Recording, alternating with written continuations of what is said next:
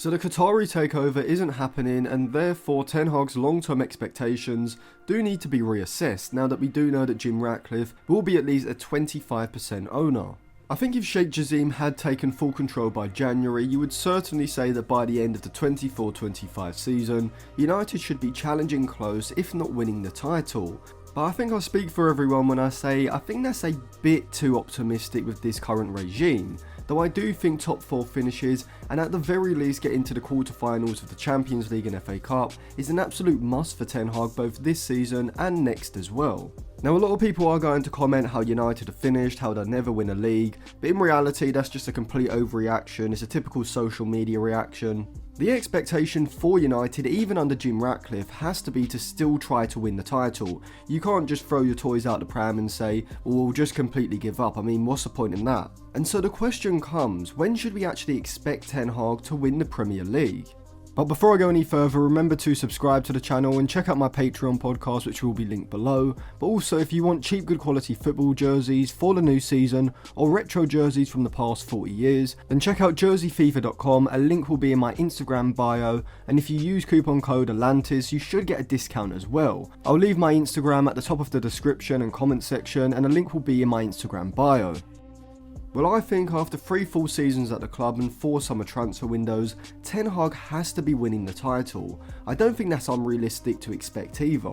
United can't go another 5 to 10 years without a Premier League title, so whoever the manager is, whoever the owners are, at some point United have to win the title again. But how can Ten Hag do that? Well, there are 3 different ways: spending better, selling better, and developing existing players to an elite level. I mean, the first one's pretty much obvious. I mean, there's no way anyone can get near Manchester City or even Liverpool or Arsenal now without spending well. Tottenham are showing this season that that is possible, at least over a short period. Pedro Porro and Dennis Udogie at €40 million and €18 million fit their roles perfectly as inverted fullbacks, whilst Mickey van der Ven and Vicario for €40 million and €20 million respectively, which seems like excellent value for money considering the sorts of fees that we've seen United spend on players. James Maddison looks like another sensational pickup, and considering Basuma cost €30 million and Pape Sarr just €16 million, you have to say that Tottenham have built a younger, better balanced central midfield over the last 2 summer transfer windows than Ten Hag and United have, and this leads to my first controversial point: why Casemiro may have to be sold. So I definitely thought, even before the Qataris pulled out of the takeover negotiations, that Rafael Varane probably needed to be moved on in the summer. He'd have 1 year left on his contract, could still probably bring in at least £20 million, maybe as much as 25. He's a wrong side of 30, he's injury prone, on massive wages, and now even showing signs of decline with a few dodgy performances already this season. But I was happy to keep Casemiro, because I felt that with the funding of Qatar behind United, a title challenge next season was certainly the expectation, and even if he wasn't able to play every game, and maybe wasn't even a starter, Casemiro could still have played a crucial role in any title race. However, at this point it seems like a title race in 24-25 may have to be pushed back until the season after, just because realistically United need 2 excellent summer transfer windows in my opinion, in order to be able to compete with Liverpool, Arsenal and certainly Manchester City. And with the Qataris, you could have probably done this rebuild over the course of a whole summer, maybe with a January transfer window as well. And so just logically then, Ten Hag needs to be looking to build a side who come the 25-26 season are in a position to beat Manchester City, Arsenal, Liverpool, Newcastle and Chelsea in a 38-game league season. But this is where the issue comes with the current squad. If you look at players like Casemiro, who will be 32 at the end of the season, and maybe even Luke Shaw, who will be 29, you do have to wonder when is the right time to cash in on them. Casemiro and Varane are the 2 highest earners at United, with Casemiro earning around 18 million and Varane around 17 million. Meaning that combined they're probably earning around £30 to £35 million a season. If they aren't the first names on the team sheets, they either have to take a pay cut to less than £10 million, or preferably be moved on altogether. I think Luke Shaw is one of those players who will decline quite rapidly as he enters his 30s. We've seen him go through absolutely terrible periods over a couple of months or so, where he goes from looking like one of the best fullbacks in the league to looking like Marcus Rojo, and all in the span of a period of a couple of defeats, making almost the most comical positional errors.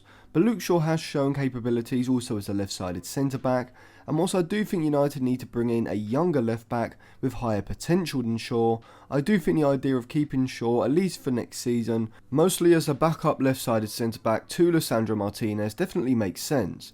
And this is also considering the fact that United should be looking to offload the likes of Maguire, McTominay, and maybe even Wan-Bissaka, and so the homegrown quota has to be considered. But for me, given the wages that Casemiro is on, and the potential transfer fee he could bring in, if he's not likely to be a key factor in the title race in 25-26, surely it's worth cashing in on him and bringing in someone in their 20s who will be coming into their peak in the next 2 seasons, rather than someone who will be 33, and almost certainly on the decline from their level at the moment, as I think will be the case with Casemiro by then. For United, the best possible outcome in my opinion is for the Saudi clubs to come in for both Varane and Casemiro. United could take 60, maybe £50 million in total for both, working out at maybe 35 to 40 million pounds for Casemiro, which is what Fabinho cost last summer, and probably around 20 to 25 million for Rafael Varane. And not just this, but you're also going to be getting a massive 30 to 35 million pounds off the wage bill. And to put that into scale, Højlund, Martinez and Amrabat currently collectively earn less than half of that at 14 million pounds. But under Glazer ownership, United have to move smarter in the transfer window.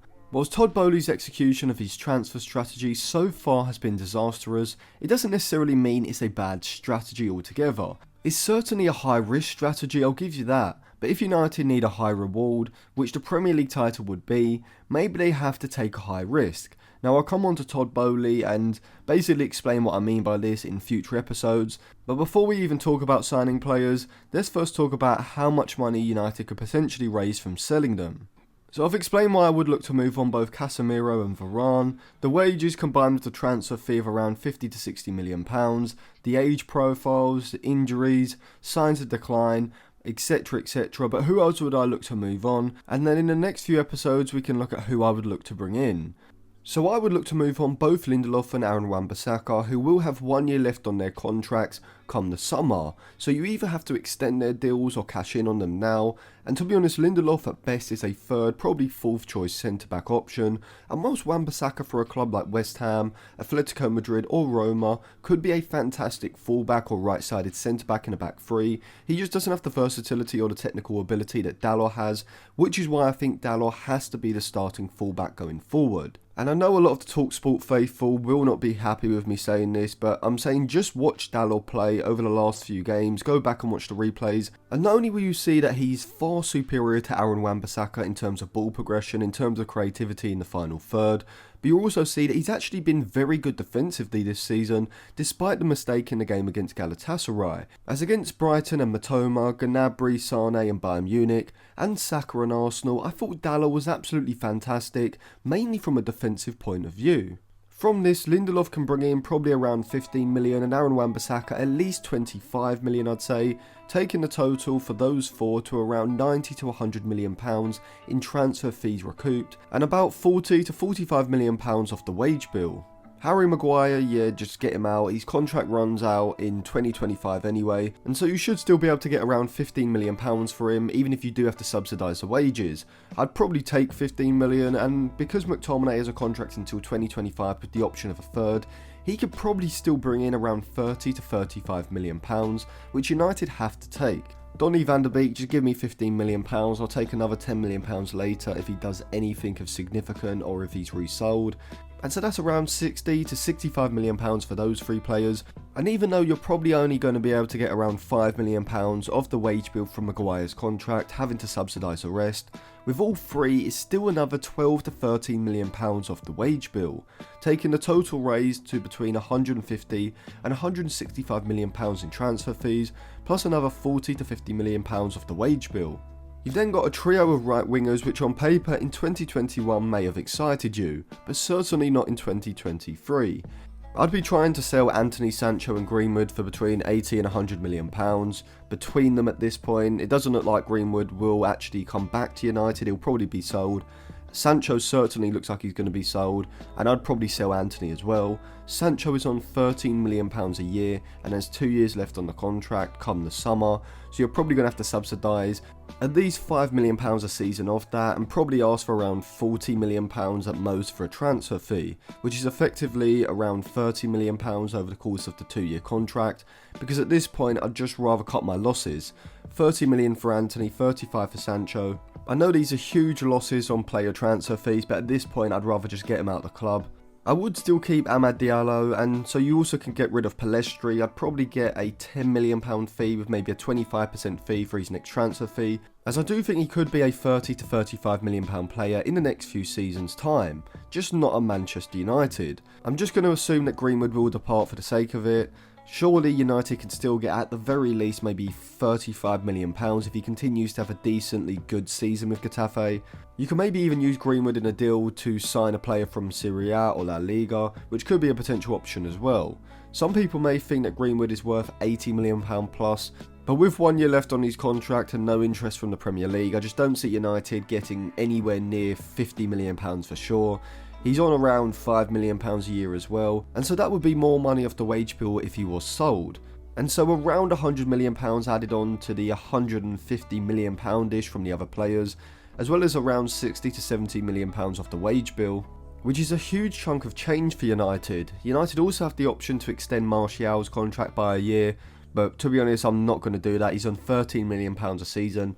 I can't see anyone being willing to pay a fee without the wages being subsidised.